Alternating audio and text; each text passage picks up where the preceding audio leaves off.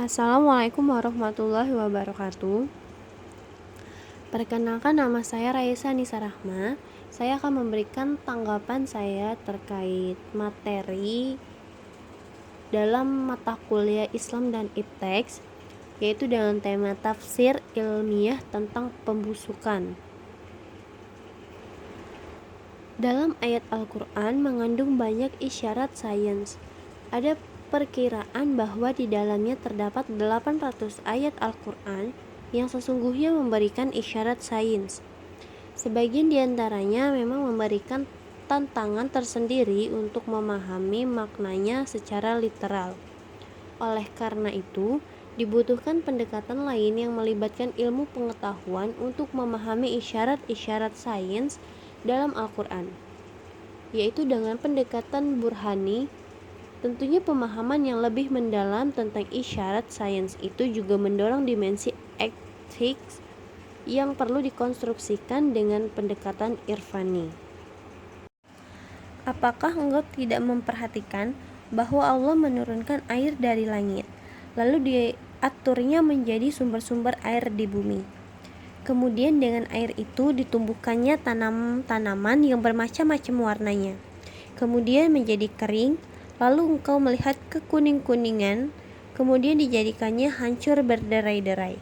Sungguh, pada yang demikian itu terdapat pelajaran bagi orang-orang yang mempunyai akal sehat.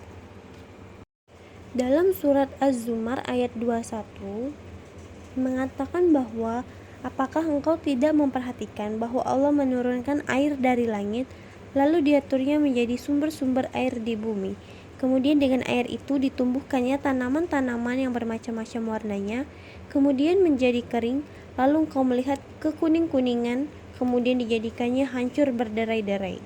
Sungguh pada yang demikian itu terdapat pelajaran bagi orang-orang yang mempunyai akal sehat. Para ulama klasik tidak melihat ada hal-hal yang unik dari ayat tersebut, karena proses pembusukan merupakan fakta empiris yang menjadi sunnatullah, sebuah keniscayaan. Akan tetapi mengapa Allah mengisyaratkan kepada kita untuk memperhatikan proses pembusukan?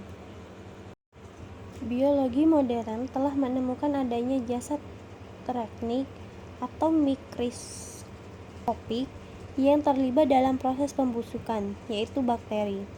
Pengetahuan tentang bakteri saat ini telah dimanfaatkan untuk pengembangan industri-industri besar, seperti industri obat, pupuk, makanan, dan lain-lain.